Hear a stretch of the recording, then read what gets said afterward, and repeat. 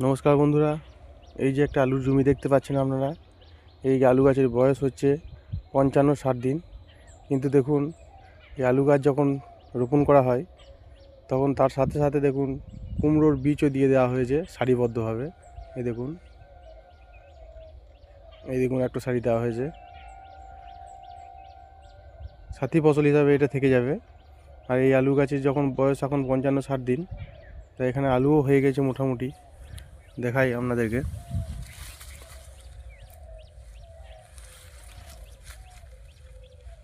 দেখুন আলুও হয়ে গেছে।